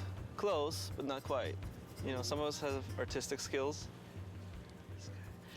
But, we're not quite programmers either, although we do write code, right? Once again, not so much this guy. And tech art helps make the stuff, and we help people use the stuff. Because without us, nothing would get done. There's a huge gap between the engineering guys or the coders and just regular artists. So we kind of bridge that gap. Artists don't understand binary. When a programmer comes over and he's like 00101, just goes one ear in one ear and out the other, right? Yeah, they think it's a phone number or something. We have to invent things ourselves and come across certain lines that nobody has crossed before. We're good at it though, right? Right here. We're pretty good at it. Yeah. We've done so many crazy stuff in the past that there's nothing that surprises us anymore. The artists were having trouble just building things. And their levels, the environment guys just built huge, gigantic levels. Bigger than this guy. Yes. And the levels themselves, they just get really big, and they'd only be working on a small section of it, just a little portion. And I wrote a tool that lets them pick which parts they want to use and export just that as a level. And to get that, they just came to me with a problem. They wanted to exaggerate Kratos and the torture that he does to his enemies. So we came up with a system called the zipper tech, where basically the animator would use controls to open up wherever the cut is on the character. The character artists would model out wherever the cut will take place, and we'll put the rig on top of that. So here we have the Centaur rig and the zipper tech. The Centaur's guts are going to be opened up. And so basically the animator would go in and create the CS move. You can go in and individually select these controls and open and close his gut. Here we have the guts for the Centaur. They're going to be part of the props. The animator will go in and animate these guts spilling out of the Centaur. And so the guts will be placed in and around here. And to further sell the point, we've got separate controls over here in the middle where you can actually pull out the insides.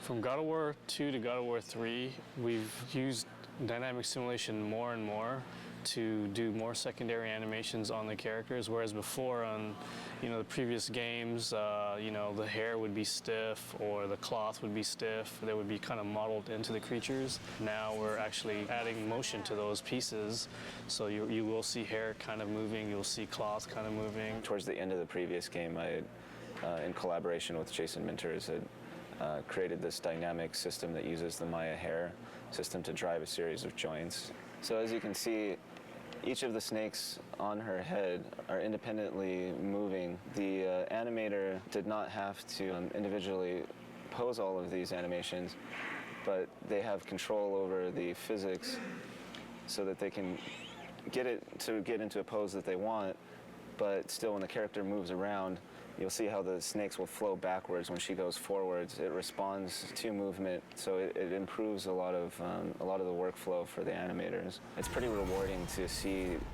as characters go from our department through the rest of the pipeline and then come back and actually see it in the game.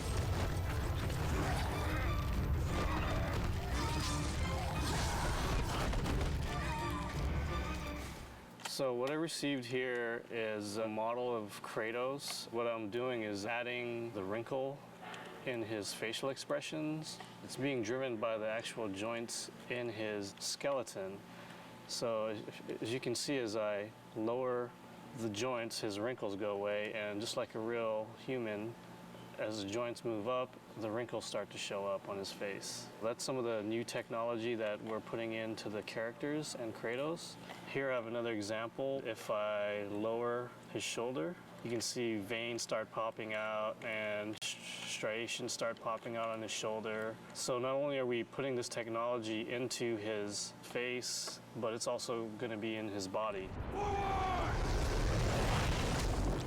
In the beginning, Yuri kind of got a little freaked out when he got the project because, it was one of those things where it was like, okay, you need to work on this thing, this crazy tail rig that will do everything that we need to get done in this game. There's 4 of us on the team, and we all kind of took a stab at it.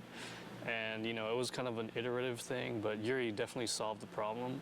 What we see here is the battle between Kratos and Medusa, and Medusa's trying to constrict Kratos. The idea the rig can do dependent and independent motions. It can rotate one section at a time.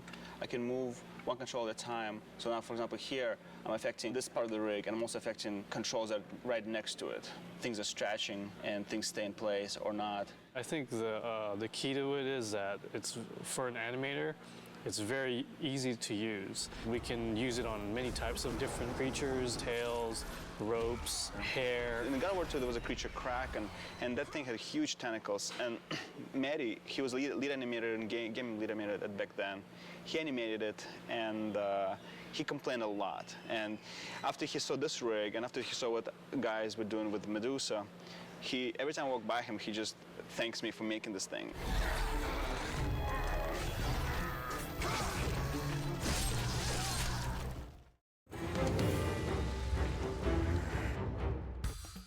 UI is user interface, anything that's not game related, so menus and meters and combo numbers and all that good stuff. The hallmark of a good UI, I would say, is making sure that when the player goes through the menus, that they're able to navigate pretty easily and understand where everything is. And when instructions come up, we want to make sure that they're there and they're clear and they're obvious, but they don't kind of interfere with the gameplay. This is what we refer to as the shell. It's the kind of like the intro to the game. Currently it's our alpha version, so it's somewhat simple, but basically we have a skybox in the background. You can see the clouds animating. This is the real Kratos model. We're actually calling an animation to the character. So when you choose a new game, you get a sub-menu, and you can choose if you want to play an easy, normal, or hard. Very hard is locked out in the beginning. So you can see that when I choose a game, you'll see like the camera pan into Kratos' face, and then a video starts up. So all of that has to be hand-coded. So this is the basis of the Pandora's box, the menu system that we have in-game. So it's a full 3D model, and then I get that into the UI and do everything that needs to be done to make it work. So tag it with all the tags it needs, text elements, things like that. So all these kind of proxy quads we have in here all represent a line of text that shows up in the game. We pretty much start off on this demon face side, and we zoom up real close to frame it so that it's kind of more 2D looking. This would be the power-up menu. So you go to this menu and you upgrade your weapons, and you're able to kind of zoom into the models and rotate them around. At least that's what we're hoping. So we won't make it for alpha, but we're gonna shoot for beta. You can swap between menus by hitting R1 and L1, and that rotates the camera around the box to another side, and then we frame another side of the box and put information for like the items menu. So this is the items menu. Top of the box is the status screen, so that's how many kills you have and all that good stuff. And then we push through into the box to get to the moves list. And then it goes in kind of like this cycle, so you can cycle through all of these menus in order. So pretty much what you're seeing here is the Pandora's box, and then from here you go, you swap to other screens, and we have all these kind of cool little animations going on. And eventually inside of these screens there'll be much more ancillary animations and things going on. This time around, for God of War 3 anyways, we completely switched our system up. This time it's all 3D, the same shaders that we put on game objects we use in the UI. So it opens up a whole new avenue of what we can do. It also opens up a whole new set of problems, so. Most definitely. Some of the problems we ran into creating the shell is using the character animation system that we have developed to animate the parts of the shell, specifically the menus. Surprisingly enough, it doesn't work that well. It works well for characters, but not well for the stuff that we need to do. So we had to add a lot of new tech to the system in order to get it working. Richard's pretty new to the UI. I mean, Richard's been here for a while at the studio, but he's just recently started helping me with the UI stuff, and so having him as a second set of eyes for this whole system has been really helpful. And he's a really technical guy, so has a good rapport with the coders, so he can get more done than I can sometimes. Yeah, it's funny because Corey will go down there and he'll ask them to do something, and they're like, no, and then, no, I'm just kidding.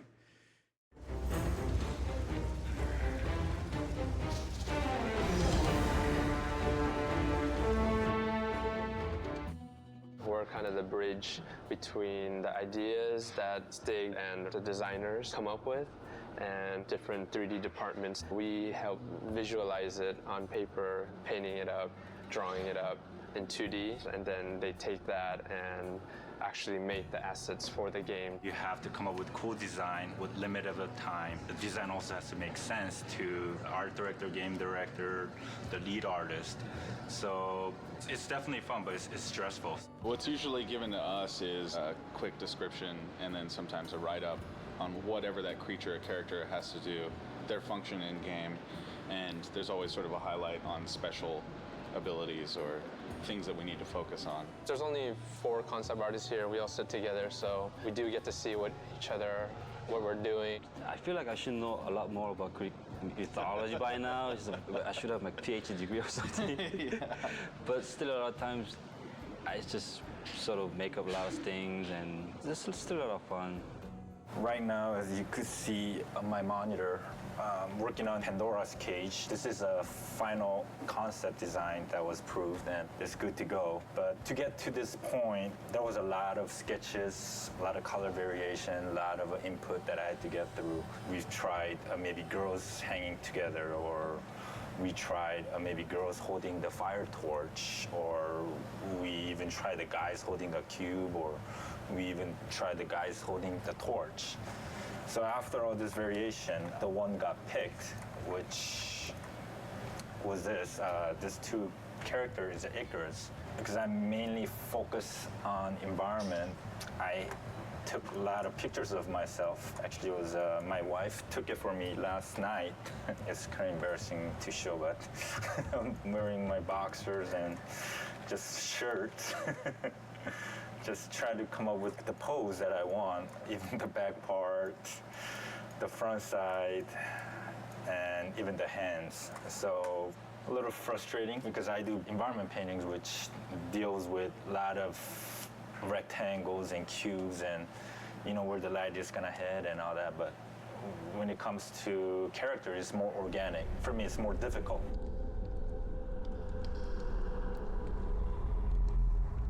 It's Palace for the Gods. These are the basic thumbnails I showed to director. Then from here, we start to bring in all these location elements where each portion of the buildings are representing different levels. It's not just figuring out the entire look of the place. I also have to figure out how each sections are connected. The actual elevation of the location and how it's connected has to be pretty accurate. Every time I do a second pass on the concept, it raises so many questions again.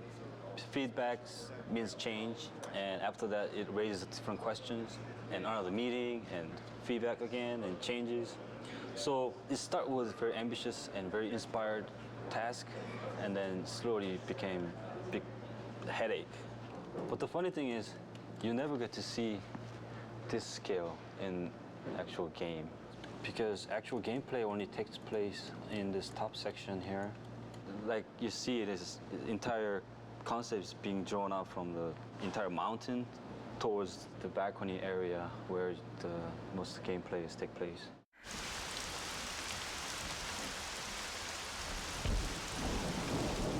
One of my most favorite tasks was to create Aphrodite, the goddess of love. My chore, as it were, was to create the most beautiful woman that ever existed in Greek mythology. Here I've got some initial sketches. There's a lot of Greek art that involves, sort of the bare breast and things like that. So we were trying to come up with a way of framing these really feminine aspects of this character without being just vulgar. I originally had her hair always bound up, very Greek-like, but they really wanted it hanging down. This is the final 3/4 view of Aphrodite. As you can see, some of the stuff that I had originally concepted in the other pieces did stay. One of the mandates for the character was that she have a girdle made by Hephaestus. Some of the backstory is that Aphrodite was given as a wife to Hephaestus by Zeus. In original Greek mythology, she cheats on Hephaestus by bedding down with Ares, the god of war, the original god of war. He punishes her by catching her in a trap with Ares and sort of parades the two of them in front of the other gods to shame them. And she was ashamed. She's a naughty girl. But in our story, he just kept her trapped. We've got various somewhat sexy, bondagey entrapments that we've worked up. So the modelers will take this and build, Aphrodite in the flesh. And I must say, I'm Really looking forward to see what they do with it. Do you know how long it's been since a real man has come into my chambers? Those bridges outside are nearly destroyed. Zeus refuses to have that stupid mortal Daedalus stop working on his precious labyrinth to fix them.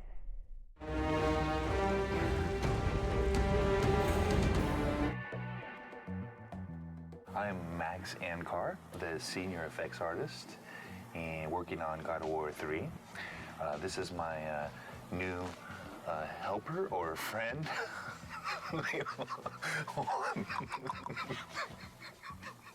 Hold on. Let's restart that.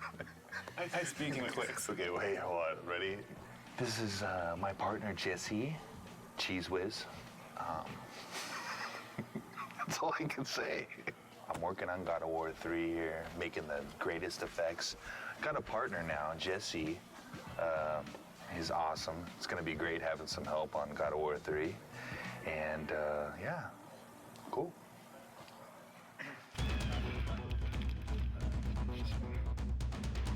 I looked on the internet and find out all these different movie special effects, kind of duplicated what they did. We filmed the blood in the idea that maybe we could use some of it for textures.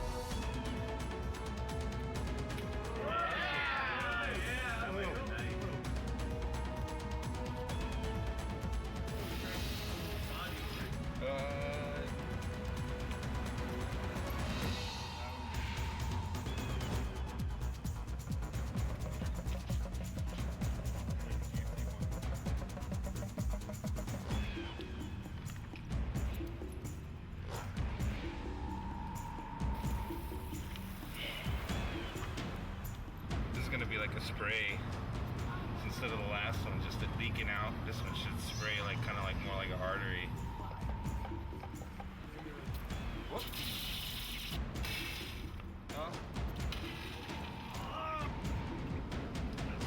Oh, that's pretty great. Yeah. And what we found out, the simplest one was just like kind of like a water bottle filled up with movie blood. And that kind of gave them almost best squirting effect out of all the blood. I think we got some good blood today. I know my partner here, Jesse, sacrificed a lot to help out. He donated the blood for us, and I'm really glad we had Jesse here to help us out. He's sweet.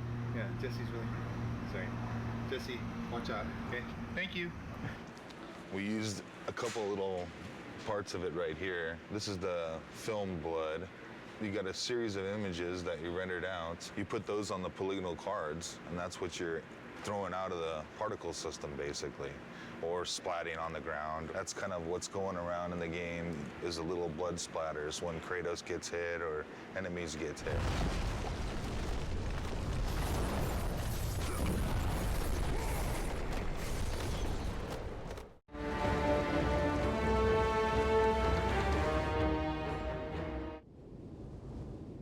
This recording session for God of War that we're starting today is the culmination of a lot of preparation. This is definitely the most complicated session I've ever put together.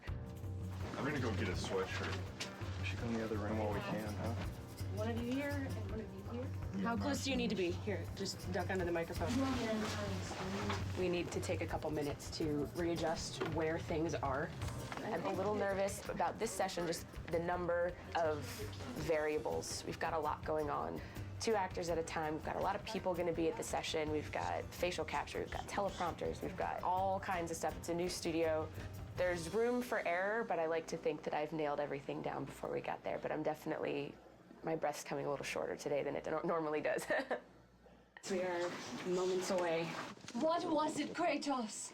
All I remember is what I have lost. That is why you should give me the power.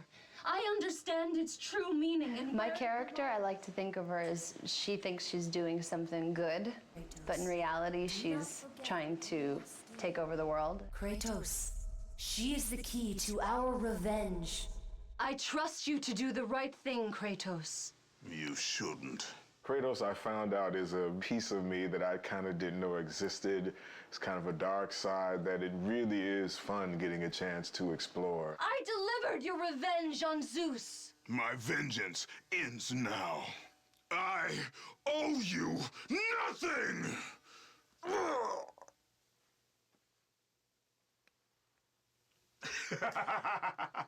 When you have the other actor in the room, you're able to come up with a rhythm. It makes it more real. I really, really like it. It gives you a chance to play off of what the other person is doing as opposed to doing it by yourself. We're getting so much from this performance that we wouldn't normally get. I'm totally stoked about it right now. You owe me this, Kratos! I owe you nothing! Bravo. That's perfect. Awesome. Excellent. That was it. That was it. I knew you'd come back. I've never worked with the prompters, and it's really freeing for the actor because, you know, you're looking straight ahead instead of always, you know, face down in the page, and it's really a cool experience. Find the labyrinth! Ah! Ah! Please! Help! Kratos! One of my favorite things to do is scream. I really, I like it. I don't know why. Maybe, no, I don't know why. I saw Zeus torture my father. I just try really a simple approach to it. It's bringing those words into your character and actually thinking a thought before it. It makes it more real. They called me a monster. Beautiful. Natalie was new. We had never worked with her before. She was an ace. She totally knocked it out of the park. Many more variables than a normal voiceover session for a game today, and it went very, very well. I'm happy with how today turned out. It's phenomenal. Phenom. That's all that really matters is Stig is happy, and if Stig's happy, we're all happy. Yeah. Who is Hercules? Well, it was me for 7 years on TV, so this is a whole different look. I didn't quite have that look. I had kind of more gear on, and I didn't weigh, 4,000 pounds. This guy's like about 12 feet tall. They called them labors. Ha! There you go. That was good. That was really good. Yeah. Kevin Sorbo was obviously an easy choice because he's Hercules, but not necessarily in terms of the way that he's played Hercules in the past, a little bit of a departure. Can we get, but this kind of brother, more seething? But this time, brother, this time I will destroy you. That's good. In this game, he's a much darker brute. He's not the brightest light bulb out there, but at the same time, when it comes to war, he's brilliant. The direction is more pissed. Okay. As pissed as you can get. The most valuable I can be is to take what the creator of the game has been imagining and seeing on paper for a long time and bringing it to life with the voice, and trying to find different ways to get to actors to achieve what he wants to do. Try one thing, if you would, Kevin. Yeah. Take the breath after stables, and then you can finish off the phrase. Okay. The most frustrating thing about doing voiceover is the amount of time you've got to do each line. You've got to repeat it, but you've got to also do it in so many different ways, so many different inflections, and you end up losing your voice. Have you not killed enough of your family? That's a good. Good. That's very good. It was a slam dunk. He really brought a passion to the character. He was very professional. His voice was kind of running out. That's when he gave some of his best stuff. Fantastic. Beautiful. Yeah. Fantastic. Thank you. It wasn't the same Hercules, not even close to it. So it was a darker and more sinister person and a more evil person to deal with and play. But from my standpoint, it was a lot of fun. It's the way to start. New day of recording. Very excited about it. Today we're doing Rip Torn and Malcolm McDowell. The game's based on Greek mythology. This guy's like the Smith god, and he's like always the Vulcan. Yes, exactly. The Roman name for Hephaestus is Vulcan. He's the god of fire and he's a great blacksmith.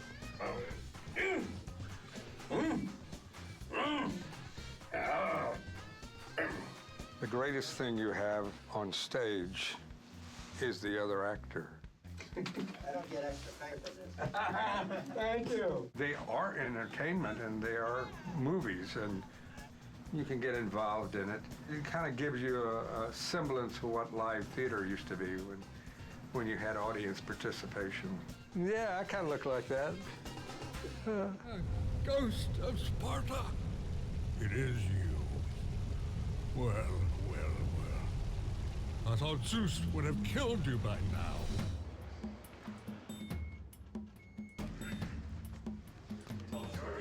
Daedalus. Oh, and what does he do? He's the inventor. He also created the labyrinth. The labyrinth? Oh, wow. And where is the golf course? It's really cool. Eat lunch with Malcolm McDowell. You can't beat that.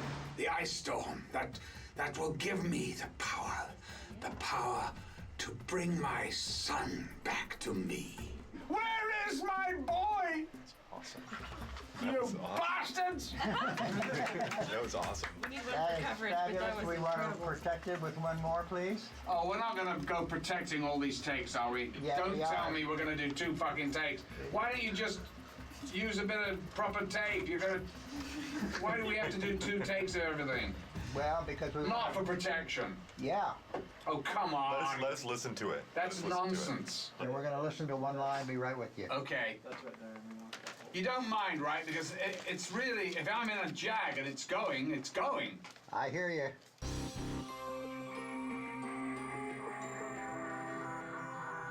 Could we do the line to escape it, please? Yes. One more time. Tell me what you need. The word catalyst had a little bit of a squirtle to it. Okay. Okay? When you're ready?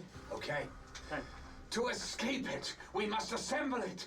Actors are so varied and so different in the way they work, and to find what that key in there is and unlock that door with them and then be able to play is really a challenge and a kick at the same time.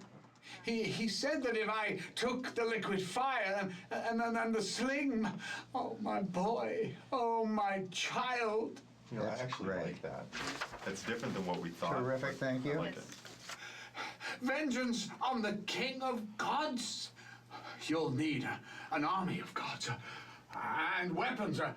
Of course, weapons. I could build. I could use the fire of Hades. Wait, please. Please, wait. Free me. Free me from my torture. We're good. We're good. Thank you, Spot. Thanks, Barton. I say, oh, boy. Thanks so much. Cheers, Say sir. I say squatta. We're not used to people coming in here and nailing it so, like, basically knocking it out of the park like this. So Oh, really? we had more time, so. Well, no, okay. Well, listen, I just thought, oh my God, I thought I had reams and reams and I had to do everything twice. It was like, oh my God, if you've got it, you've got it, right? Right. Yeah, we got some great stuff. Great. It's fantastic. Terrific. Good. Thank you. My pleasure. To work with Malcolm McDowell and Rip Torn in the same day. Same day, yeah. Pretty wild experience. Yeah. It's fascinating to me, too, the different acting styles, because Malcolm McDowell is very much the Royal Shakespeare Company, and it comes in, you know, word for word like that. And Rip Torn is more of the old actor's studio, and he's a little bit up and down and nowhere, but out of that comes a gold of its own kind. There's an extra level of dimension and texture that we got to them that's just through the fact that they're fucking good actors. Now that we've gotten the recording part of it down, my stress level has decreased a great deal. Now you can have a glass of wine. Now I can have a glass of wine. You are the reason I live in torment. He told me he would kill you. He can't. Perhaps he did allow me to kill the Nemean lion, but he made your name known amongst the people. A fierce warrior, a killer made a hero, a man made a god. But you, what have you done with my child? My boy, where is my boy? Your son is dead, Daedalus. Boy, my child, no, no, no!